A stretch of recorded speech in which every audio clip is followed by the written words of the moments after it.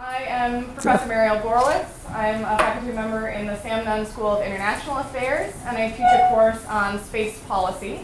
So that's what's kind of bringing us together today. This is actually our normal meeting time for that course. And we're talking about human spaceflight and international relationships. So as part of that, we've been able to get Dr. Sandy Magnus out here to speak today, which we're very excited about. And I want to give you just a little bit of introduction to Dr. Magnus and some of the things that she's done, and then I'll turn it over to her to talk about her life in the astronaut corps and working with space and space policy.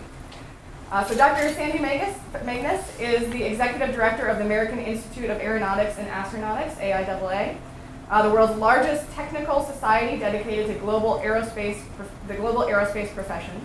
She was born and raised in Illinois and attended the Missouri University of Science and Technology, graduating in 1986 with a degree in physics and 1990 with a master's degree in electrical engineering. She also is an alumni of Georgia Tech, where she came to get her PhD in material science and engineering. Dr. Magnus was selected to the NASA Astronaut Corps in 1996. She flew on the STS-112 shuttle mission in 2002 and on the final space shuttle mission, STS-135, in 2011. She also flew to the International Space Station on STS-126 in November 2008 and served as a flight engineer and science officer on Expedition 18, returning home on STS-119 after 4.5 months on the International Space Station. Following her assignment on station, she has worked at NASA Headquarters, Exploration Systems Mission Directorate, and her last duty at NASA after STS-135 was as the Deputy Chief of the Astronaut Office. And now, as I mentioned, she is at the American Institute of Aeronautics and Astronautics as their Executive Director. So with that as an introduction, I'm going to turn it over to you to go into more detail about what it was like. All right, thank you very much. So this is a little bit different than the talks I usually give, which are all about my experiences of flying in space, because this is a space policy conversation. And what I thought I would do is kind of take you through my career and talk about how space policy influenced practically everything that I did, and even to the point of how I lived my life. It really is amazing when you take a big level policy and start to implement it and get it down into the weeds. It was dictating why I was traveling so much on space station. I would like to make this a very interactive conversation, so I'm not just talking at you the whole time. I've got two big kind of topics to go through. Number one, I was in the astronaut class that really sort of spanned the whole space station assembly. So I started in 1996. We were just gearing up to start launching. And I spent a lot of time in Russia helping to get hardware ready to launch that in that very beginning. And then, of course, my class was the class that started flying on the space station. And, of course, in 135, the last shuttle mission, which I was a part of, was the final assembly mission for the space station. So the policy involved in the space station is one of my topics that I'd like to go into a little bit of detail and talk to you about that. And then related to that is the Columbia accident, which occurred in the about middle of part of my career, and then the policy implications of what came out of that, which drove where we are today. So that's a lot to cover in an hour. So I don't know how far we're going to get, so I'll let you guys pace the conversation based on what you're interested in and where you have questions from, and we can just go from there. Like I said, I would like to keep it very informal. Don't be shy. It's always tough to be the first person asking a question, but don't be shy if there's something that you want to know about. So in order to set the stage for what happened when I joined the office in 1996, we have to go back a bit. And have you guys covered the beginning of the station program yet in class? I don't think you have. Okay. The space policy that affected my life really started with Reagan and all the way through Barack Obama in today's world. You know, Reagan announced the United States is going to build a space station. It's Space Station Freedom. He made a big deal out of it. It mentioned it was going to be international, and Space Station Freedom did start as an international project with the Japanese and the Canadians and the Europeans.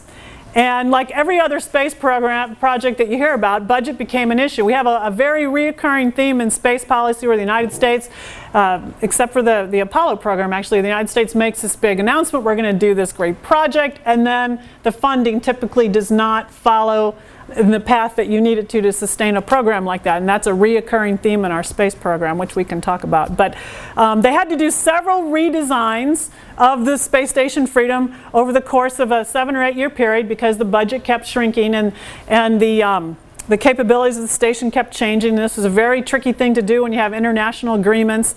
Congress supported it because it was a jobs program for the aerospace industry at a time when the aerospace industry was shrinking because of the Cold War ending. And so it had a lot of initial positive aspects to it, but because of just the nature of the beast in the space program is that Congress has a very short-term attention span. The administrations change every 4 years. Space programs, projects take 10 years, to build a rocket and to field things. It's hard. I mean, you look at if you look at the Virgin Galactic guys, they flew in 2004 and they were claiming they were going to do suborbital flights just a few years later. It's 10 years later. They're not there yet. It's hard. It's hard, and so sometimes it's hard to get our government focused on the long term, and that's a constant challenge that we even have today. But Freedom was announced, they got started on it, they redesigned it several times. In 1993, several years before I joined NASA, they reached a crux. Because of the funding, the budget projections, the station was designed with less and less capability, people were getting frustrated, and it really only passed by 1 vote in the House that year. The station program as Freedom hung on by a thread. Now at this time, the Clinton administration was coming in after the 8 years of Reagan. Clinton came in, and things in Russia were starting to get very tense. The Cold War had ended. They did that step function change from a communist system to a democratic system, and it was very interesting. I started going over there in 1998, and I was still seeing issues from this, which I can talk about in a minute. But there was a lot of concern in the national level, the policy level, and in the State Department and the Defense Department about what's going to happen with all these unemployed Russian scientists and engineers. They're going to go to countries that then work and give them technology we don't want them to have. We need to do something to stabilize the Russian technological base. Let's invite them into the space station program. And so there's a piece of space policy that was really foreign policy implemented in the space realm. And so that brought the Russians into the space station program. And there had been some informal conversations going on before that, but the Clinton administration really pushed it. And at that point, it was renamed the International Space Station. Now, the interesting thing about the way the space station program was conceptualized and implemented is that the agreements between the countries that are in the space station program are all State Department level treaty they're called memorandums of understanding. So these were not just agreements that were made as the head of agencies, but the foreign policy community was involved in negotiating these treaties. So it's kept the program really stable over the ages, regardless of what the politicians of any particular country are doing at any particular time related to their particular economic situation. Because these MOUs, these memorandums of understandings, were the implementation tool used to define the program, it created a very, very strong partnership. And that was something that I ran into a lot when I was working in Russia, because the memorandums of understanding that defined the International Space Station stated, and I'm going to go ahead to a slide real quick and I'll come back. Oh, maybe not. Hello. This is basically what it defined is what country is going to provide what equipment. Who's going to build what? And so you get, from what you put into the station, you get out of the station. So if you're supplying 60% of the hardware, you get 60% of the crew time, you get 60% of the power, you get 60% of the science capability. If you provide 12% of the input, you get 12%, etc. And so everything that we do to this date in the space station is defined by this, what are you putting into it, and then we'll define what you get out of it. Everything from the amount of science equipment that you can launch, to the crew time you get to deploy the science, to how many crew members from your country shows up and lives on the station and at what frequency that happens. That's all defined by these MOUs. And everything that happens in the context of these agreements is kind of funny. It's an old-fashioned barter system. So let's say we want to launch some extra equipment on a Russian Progress vehicle. we barter with them. Okay, hey, if you guys take 100 kilograms or 10 kilograms of science equipment for us, we'll give you 10 kilowatts of power or whatever, or an extra 2 hours of crew time. And so there's this constant bartering system that goes on in the context of these MOUs. But this basically sets up how the station was initially conceptualized in these memorandums of understanding, with the blue being the US. The US provided most of the space station. And the US provided launch capabilities for most of the space station. And that was also done in a barter agreement. Russia, you can see the green parts. Russia is still, they have a little bit of a different viewpoint. There's still actually a couple modules they're slowly working on that may still make it to the station. We kind of did all of ours at one time and just lined them up and launch. They kind of have a little bit of a different approach. Canada decided to do the robotics. That's their expertise. That's the expertise they're leveraged off their shuttle experiences. Japan has a host science module as well as an external platform where they can do, people can put experiments out in the vacuum of space. Europe was kind of interesting because Europe provided a module, and then Italy, as a subcontractor directly to the station program, also was involved in participating. So that was a unique situation. But this is basically how the program was set up in the context of these barter agreements and these memorandums of understanding. So now it's 1996, I enter the office, and we're at the point I have to go through my basic training, and then you get technical jobs. My first technical job was in Russia.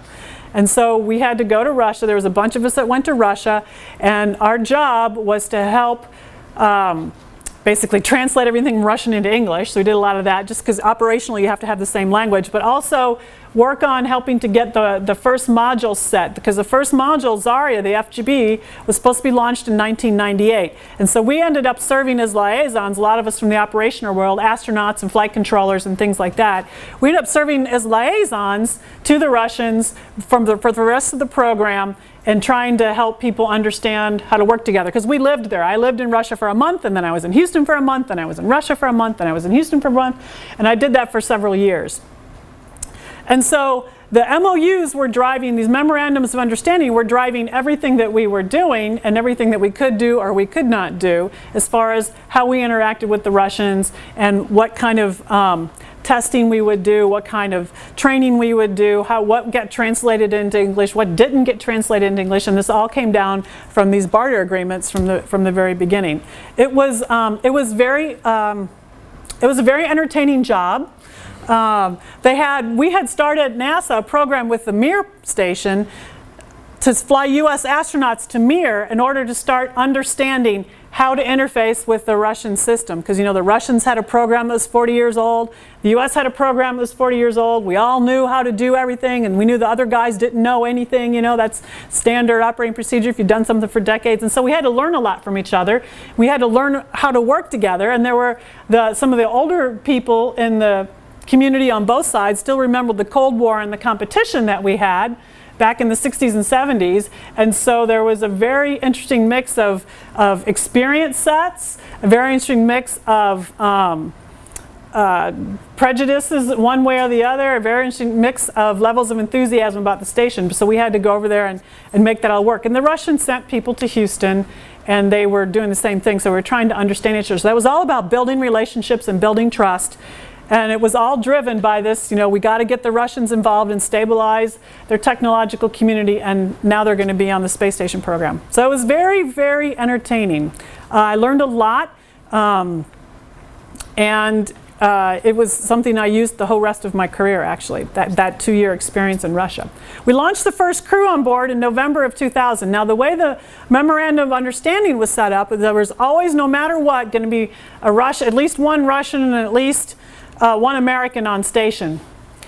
And so while we were only doing a 3-person crew, which was all the station had the capability to do early on, that meant only Russians and Americans were launching. So the international partners, the rest of the countries, were not able to fly crew members to station until we were able to go to a 6-person crew, which didn't happen until 9 years in to the space station project. So for 9 years, it was 2 Russians and an American, or 2 Americans and a Russian, and we would trade that.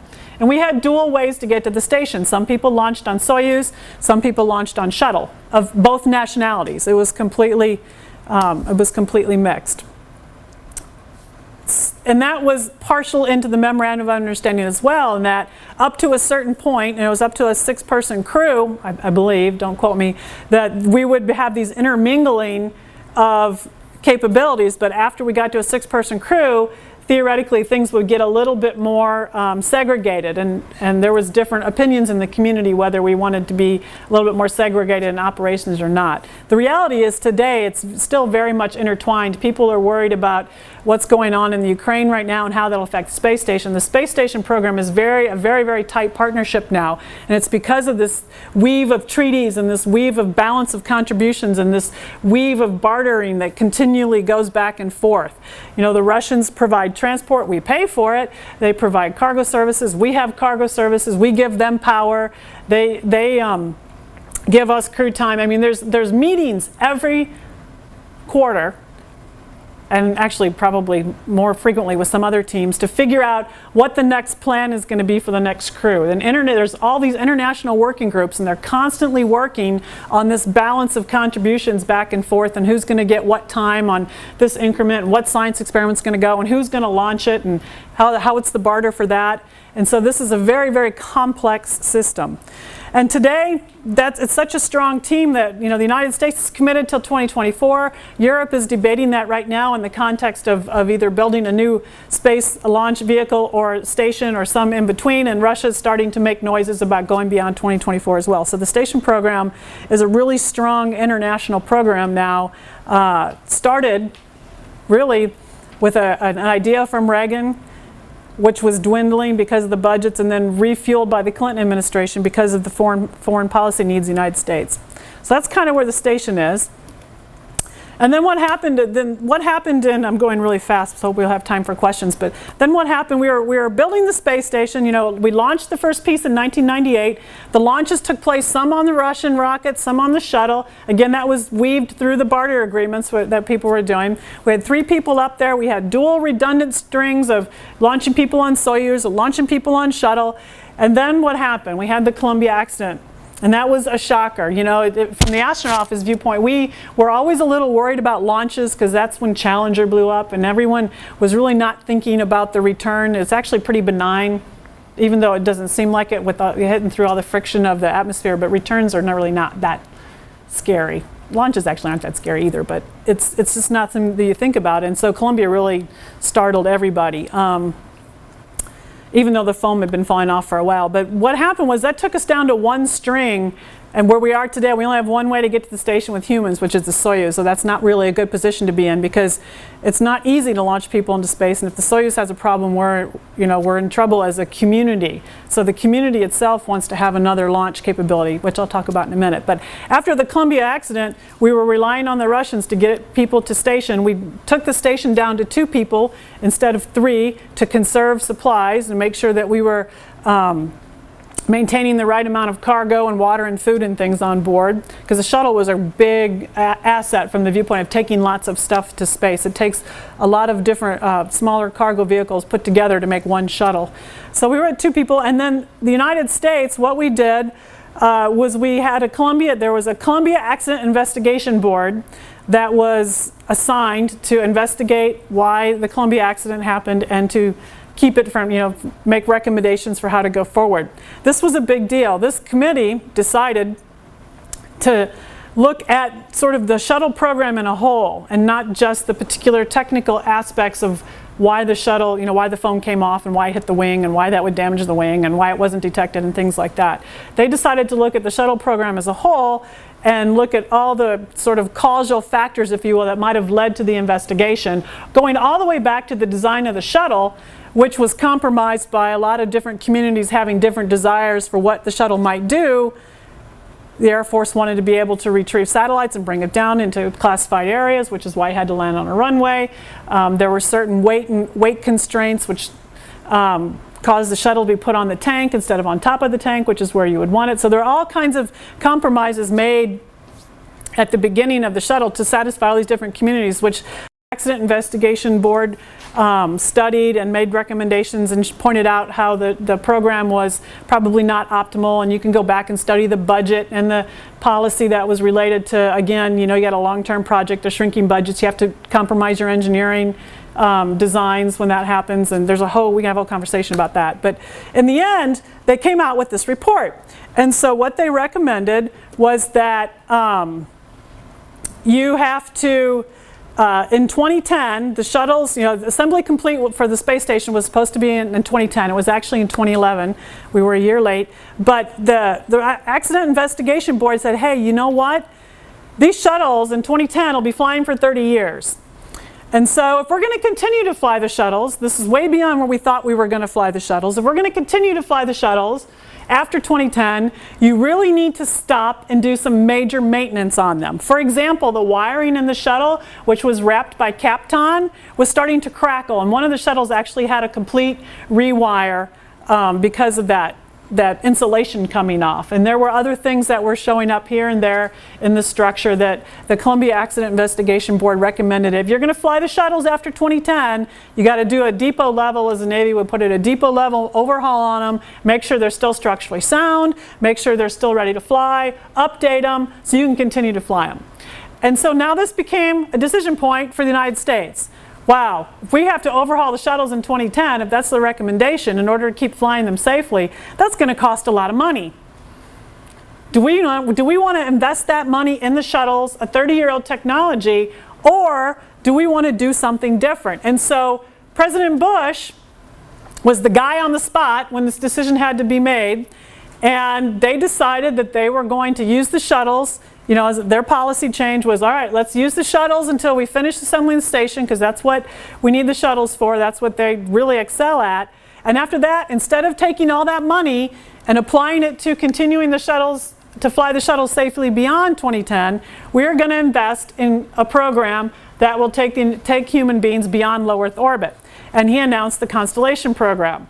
And so all the money that would have been used to keep the shuttles flying was going to be reallocated for this new program that would be called Constellation and would take us to the moon. Some of you guys may remember that.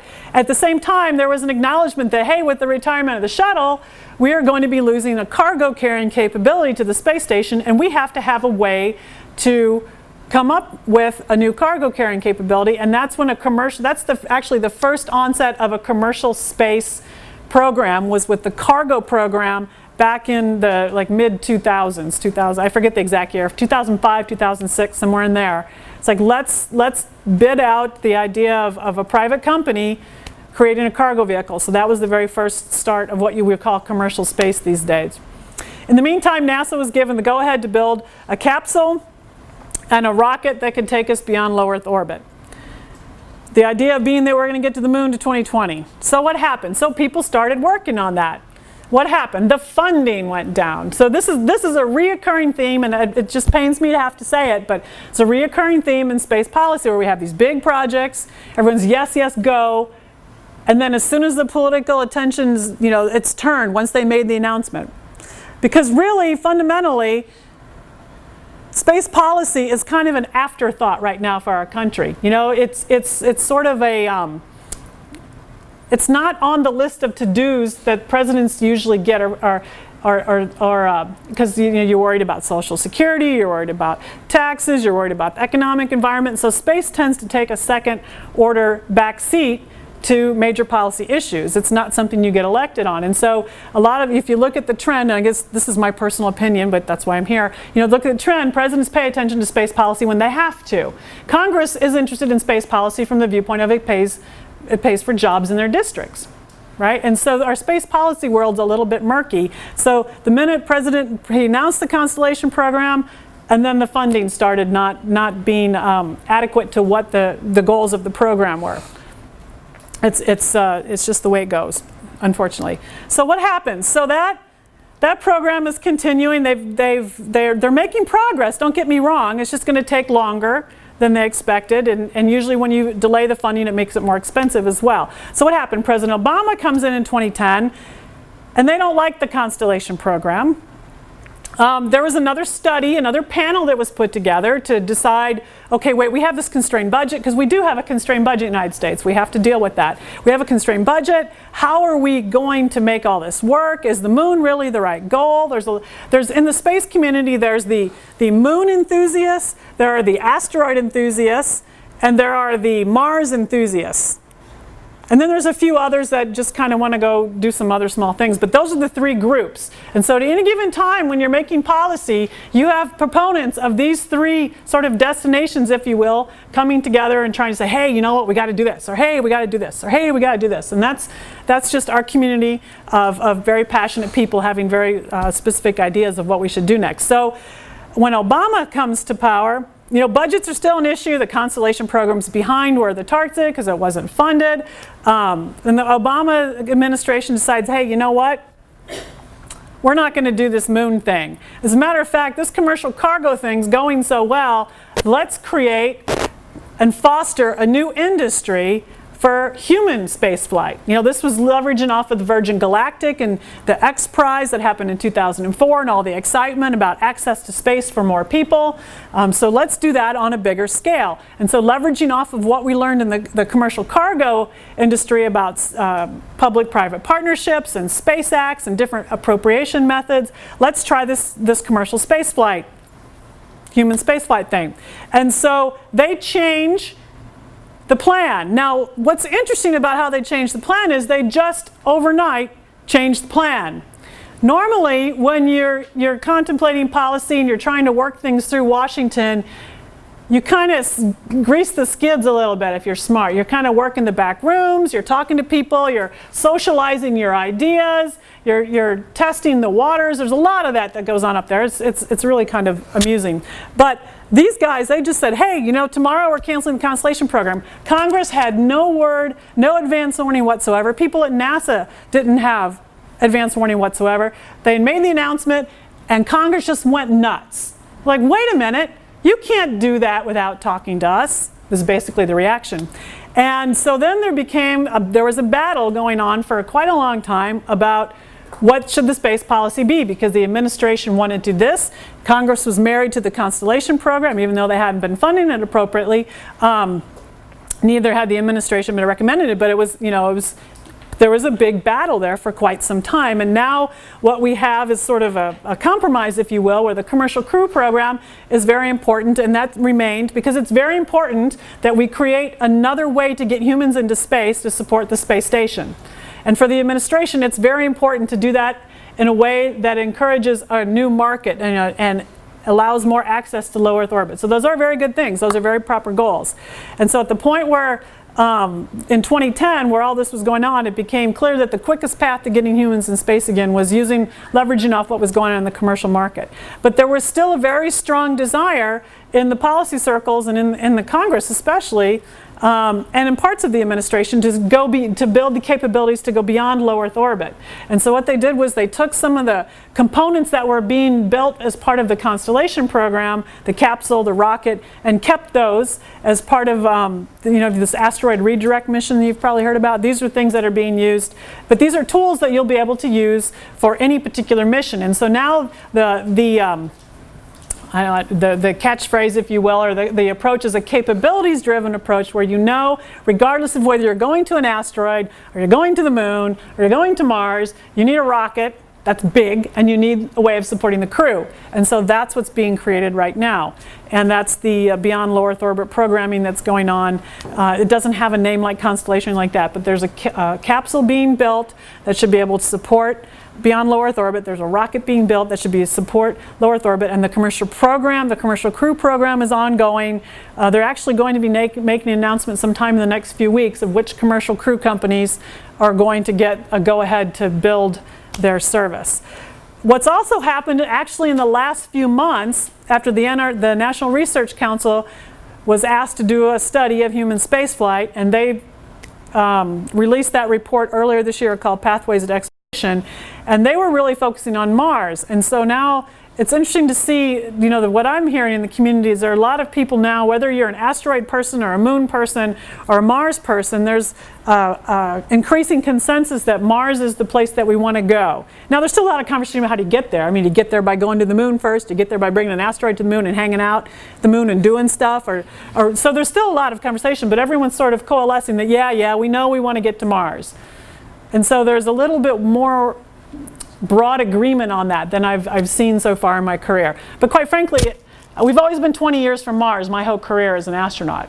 So it's a matter of a commitment, you know, of just putting the foot down, okay, we're going to do this. So that's kind of where we are today, and I think that was my last slide. So that's kind of the span of my career and the things that I've seen, and you know, and when everything that I've done in my whole 16 years as an astronaut was heavily influenced by all these decisions that were being made in Washington or in Moscow or you know, when the heads of agencies get together. I mean, to the point where that, you know, part of the MOU was we all are going to have training of the astronauts in our individual countries. So I traveled from country to country to country and I trained. So there was really no aspect of my career that wasn't touched at some point by these decisions as they winnowed down into the worker bee level where I was. So it's been pretty fascinating, and I've learned a lot just sort of sitting on the sidelines and watching the tennis ball go back and forth, you know, from country to country and Congress to administration. And it doesn't matter whether it's Democratic or Republican, you know, that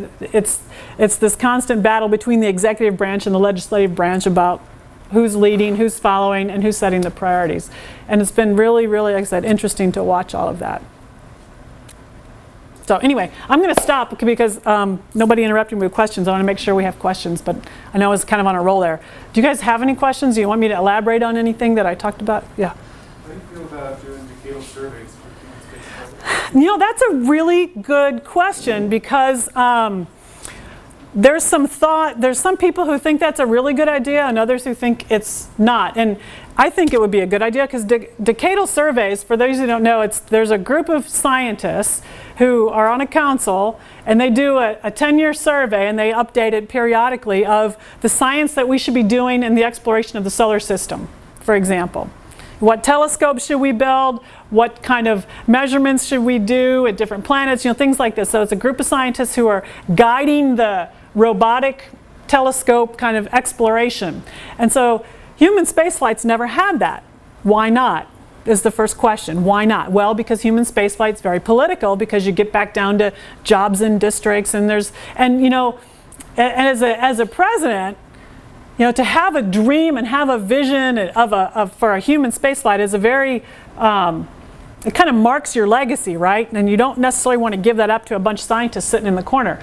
And so there's a little bit of pushback for those reasons. And then the other one is the way the appropriations work for NASA is they only can appropriate in year chunks.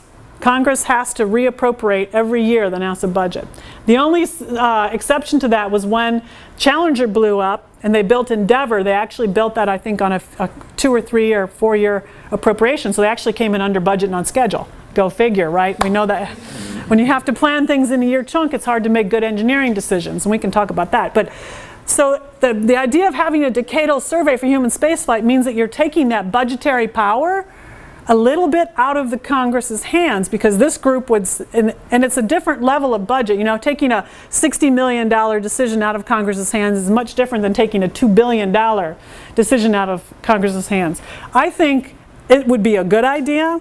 I think it would be very hard to implement with the way our government works. But having a objective, scientific, thoughtful, well-reasoned, long-term, stable look at what we should be doing as a country we're all engineers and logical people, we're all at Georgia Tech, you know, this makes sense to us, right? Not so much out there, but I think it's a good idea. I think it would be extremely hard to implement. Who controls who goes on the decadal survey? That would be a lot of very interesting conversations. Did you have, yeah? I was just going to say, decadal surveys aren't completely apolitical. No, they're not, but they're a lot. When you talk about the non-human exploration, science has the logical people have a little bit more. You know, scientists, we're very passionate, you know, about our widgets. You know, you got to fly my widget, and not, so there's it's still emotional, but there's an easier way to come to a consensus there, because you can do more, first of all, because the price tags are smaller. But no, it's definitely not apolitical. Nothing is apolitical, because it's a human thing, right? Yeah. So how does this barter system of resources affect efficiency on like the space station? I can imagine there should be a better way to like figure things out in this organization. Yeah, I think it doesn't affect the efficiency of what we do on a day-to-day basis. I think if you can talk about efficiency, it affects organizational efficiency, because it's really a lot of rule by committee, right? When a program like this, where you've got 16 countries, 5 or 6, I forget, heads of agencies that have to come together, where no one's kind of in charge. Now you have to negotiate everything. And that's an extremely inefficient system, but yet that's probably the only way it's going to work when you get a jury of peers together, right? Because who's in charge? Are we in charge because we contributed the most? I mean, we can be a leader, and the United States is a leader, but that doesn't mean that we're, quote, in charge. People tend to follow what we do in space because we typically have the vision and we put the resources to it, but that doesn't mean that we're in charge. So there's a difference, but it's not very efficient. As opposed to, think about it, a form of government that's really efficient is a dictatorship, right? Because you just make decisions and poof, everybody goes. Or a company CEO that makes decision and poof, everybody goes. That's efficient, but is that the right way? It's really, depends on what you're trying to get out of it, but it's not very efficient. But it doesn't really affect operations, because by the time I fly to the station, I flew to the station, I had a schedule every day of what I should do, and that was all negotiated out way ahead of time by lots of people, planning years in advance. And then there's flexibility in this. They build flexibility in the operational system so that if something broke, I could go do something else, because you have to take advantage of that valuable crew time. So the efficiencies are kind of in the back end and not in the operational end. It's in the organizational structure and how you work out problems and things like that. Not so much on the operational side, but on the planning side. There's one thing the space community does well, no matter where you are in the world. If you have an operational issue that's urgent, that needs to be addressed, it gets addressed efficiently and correctly. That's going to be a truth no matter where you are, because you have to, because lives are at stake, equipment's at stake, things like that. That's kind of the nature of the community. Yeah. How do I what? Yeah, that's a good question, because I was able to contrast both approaches. Like I said, they had 40 years of doing it one way, and we have 40 years of doing it another way, and actually getting to live in Russia and get absorbed in their system and understand how they approach things. My conclusion is they do a lot of things really well, and we do a lot of things really well, and if you take the things that they do well and the things that we do well and you put them together, you've got this awesome approach. We complement each other. It's amazing how well we complement each other in our approaches. And if you're watching the space station program, we are learning from each other, everybody. So they've absorbed some of our bad habits. We've absorbed some of their bad habits. They've absorbed some of our good habits. We've absorbed some of their good habits. But things that they do well, for example, they have a very evolutionary approach to hardware. They don't change their hardware much. If you look at a piece of hardware on the space station, it has a legacy from Mir and from Salyut, their first stations, and it looks almost exactly like. And it's chunky and it's big and it's hard, and you can launch it in a snowstorm and it'll survive, and it's really spectacular. However, the downside to that is they don't incorporate technology as much as we do. The problem with us is we tend to put technology in designs because it's cool and we can. So sometimes our designs are a little more fragile. And sometimes we put technology in designs that don't need technology. For example, our communication panel. On station, we had a communication panel. It was about this big. I swear it had 27 buttons on it, just to call the ground. I need 3. Pick your channel, set the volume, push to talk, But I could make private calls from this module, that module. Why would I do that? I'll just float over and talk to the person, right? So it's like, So those are just an example. So if you take, a nice evolutionary design approach, but you incorporate technology smartly at the right times, you've got a really good answer. And so I found it rather interesting when people were trying to make it a 1 and a 0. Oh, they do everything wrong and we do everything right, regardless who they are. It's not true. They had things that they did well. We had things that we did well. And they're slowly kind of learning from each other. And the Europeans and the Japanese and the Canadians are all kind of jumping in there at different stages as well. It was a lot of fun to work across all the different cultures. I really enjoyed it. When it comes to the policy changes after Columbia accident, how much involvement was there between you as an astronaut and the policymakers? The astronauts don't get involved in policy at all. We're the victims of policy. We don't set it. You know, I actually have more involvement now as AIAA executive director than I did as an astronaut. When you're an astronaut, your focus is down and in. You are training, you are learning stuff, you are dealing with operational issues, and then you're flying, and then you're recovering. So you don't really interact with the broad world in that sense. Now we go out and I'm sure you guys have all heard astronauts talk about their experiences, but that's kind of public relations work as opposed to policy work. Now they'll have us occasionally, they would have us go up on the Hill and meet with members of Congress and sort of advocate for the space program, but that was still kind of more of a PR than a really thoughtful, tell us what you think kind of thing. So a lot of us get more involved in it when we're not astronauts anymore, as opposed to being active astronauts, because you're very involved in the flying and the operations as an active astronaut. Yeah. So NASA's budget monetarily is training program is pretty flat, and so going forward, if we want to do more than what we're doing now, and I think launching humans to Mars is more than what we're doing now, but it's kind of a zero-sum game. Money has to come from somewhere, and so to that extent, how much of a better idea is it to invest in newer technologies for that launch to kind of drastically reduce the costs, as opposed to just forging ahead and incrementally building our capability towards that? That is a very good question, and that's some of the debates that are going right now, because everybody recognizes the NASA budget's essentially flat, more or less. And that's what drove some of this approach to spaceflight as a capabilities approach. So let's figure out what capabilities we need. Let's figure out how we can build those capabilities within the budget. And if it takes 5 years, that's great. If it takes 6 years, that's great. When the Constellation program was initiated, one of the approaches they took was to say, all right, you know what? We're going to create a commercial off-the-shelf capability. We're not going to try and bring new technology up to speed. We're going to just take everything we can off the shelf. We're not going to reinvent the wheel, and we're going to put this system together as fast as possible and fly as cheaply as possible. Now, that has positives and negatives. The one thing that the government does that companies don't do, and this is a role of the government, I think, is to invest in new technologies, because the government doesn't have to make a profit. Right? That's not what the purpose of the government is. Companies have to make a profit, so they have to be very strategic in their research and technology development investments if they're going to do it at all. And so then the balance for the government is how much do you do exactly what you're talking about? How much do you drive the economic engine by researching and developing new technologies versus trying to keep your costs down in order to bring programs to fruition? And that's a tightrope that we still walk on. But you're right in the sense that NASA's budget is constrained. And what's interesting, and I've had this conversation with some people on the Hill, is you can't keep constraining NASA's budget, expecting them to do the same things, and not giving them the capability to manage their infrastructure. They can't control their costs if they can't manage their infrastructure. So, but that goes back to the jobs problem. So it's kind of a conundrum.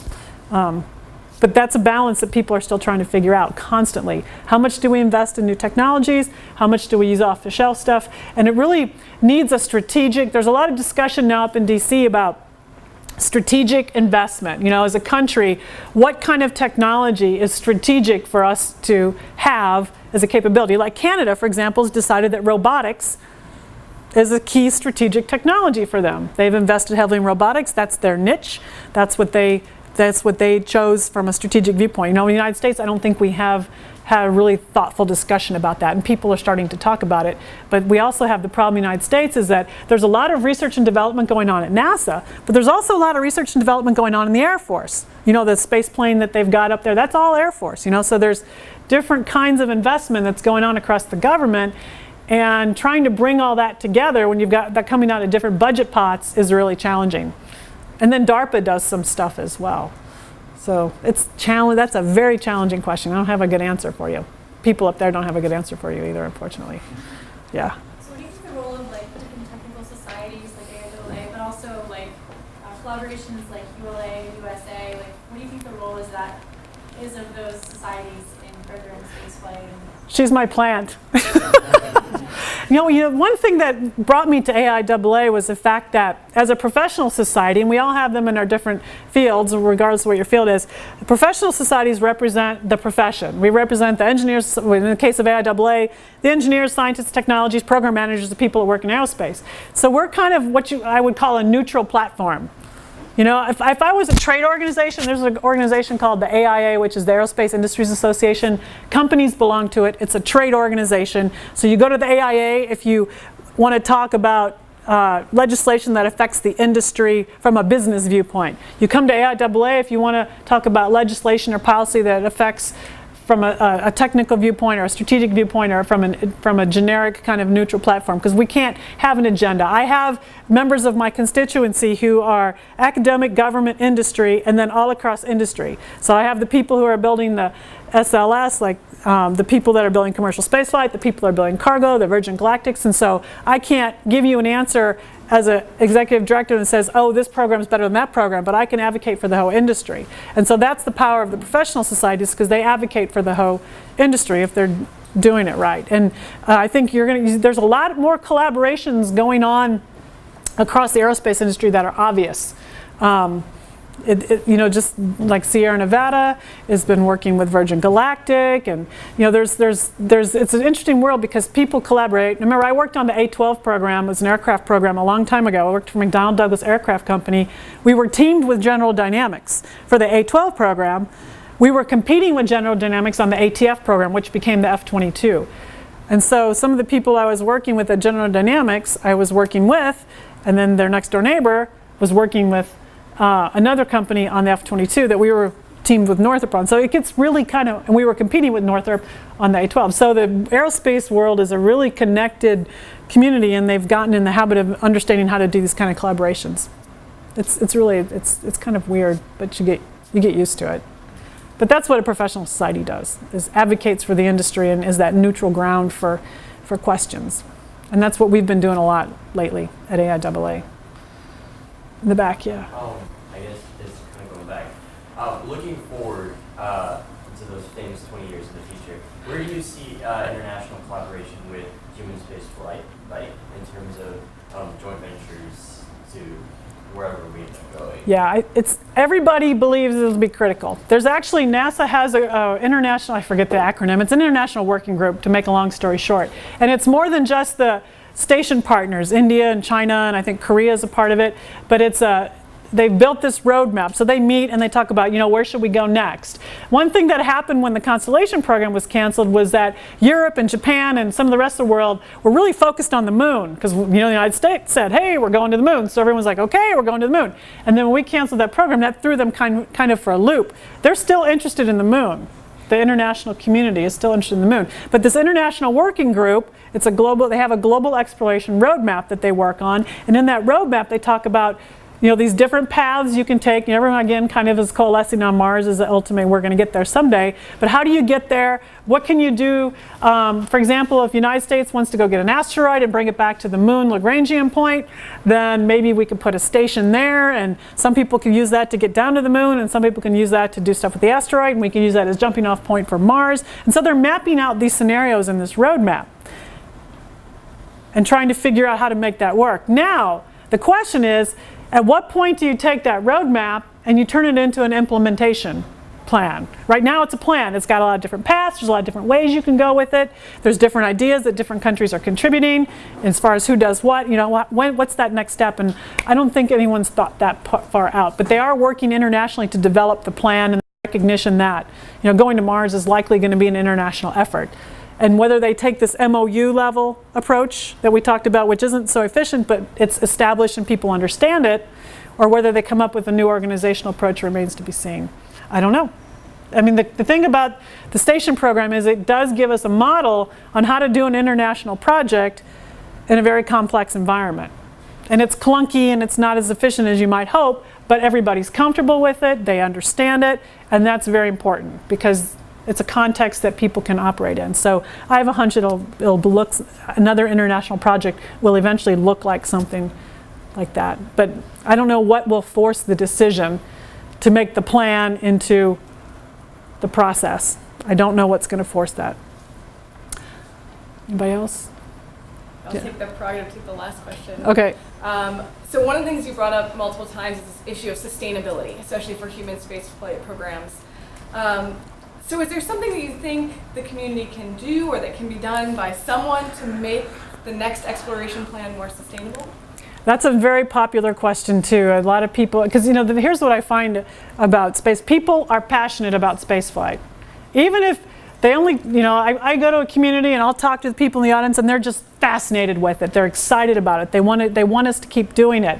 But they go home and what happens? The next day they're focused on getting the kids to school and doing your homework and going to soccer practice. And so it's hard to sustain that kind of, the support is out there, but it's out there, I don't want to say passively, but not, let's all march on Washington and tell them what to do. So that's a little bit of a problem. So you've got that kind of sustainability. There's, because people aren't marching on Washington and, we need a space program, there's a perception in some circles in DC that nobody cares about the space program, which we all know is not true, right? So you have that kind of political sustainability. Then you have the economic sustainability. I don't know which one you were asking about. As far as the economic sustainability, they're trying this capabilities approach to see if they can make it more sustainable that way. There's also discussions about public-private partnerships that seem to work well with the commercial cargo thing. It seems to be working well with the human commercial part. I think that's an effort at sustainability as well, because some of the government acquisition processes are very much mired in bureaucracy, and that raises the cost of programs, and you've got to meet all these bureaucratic needs. And so people are seeing that maybe public-private partnerships are a way around that, because reforming the acquisition process is just, so that's another option people are trying. I think there's some hope out there that when these commercial crew providers have their vehicles, there's a market that's created in low Earth orbit that gives a little bit of a pull to spaceflight as opposed to the constant push that the government is doing. So I think that's a thought. Whether that's viable or not, it's hard to say, because people are holding their business cases pretty close to their chest, because they should, because that makes them competitive. So there's a bunch of different factors that are out there that people are trying constantly. From a professional society viewpoint, it's something we constantly are advocating for in other societies like ours, that this is important. You've got to show the economic value. So it's a constant battle. But these are things that are happening, whether they're all, each one probably is a piece of what's needed, but the final magic formula I don't think anybody has. There's hope. There's hope. Oh yeah, there's always hope. I hope you guys aren't depressed. Didn't come here to, no, I mean, the thing that is really amazing about the space community is we're all very passionate. It's why I came to AAA. We're all very passionate about what we do.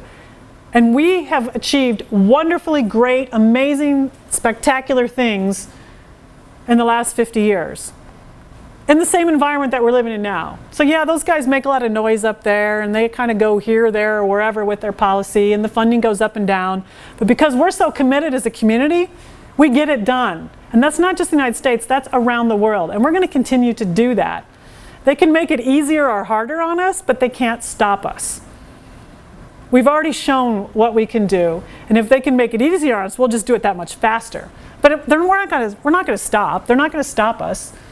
It makes it a little more entertaining from time to time, but we're doing this because we care, we're passionate, we're energetic, we believe in it. That's why people work in the space industry. And that's the heart and soul of the industry. All this other stuff just gets layered on top, but we are the heart and soul of the industry, and we're going to continue to make it work. So that's what I want the message to be going away. Yeah, all this stuff's going on. We're going to continue to make it work, whatever it is, but it's going to be something. So that's what you should take away. Anyway.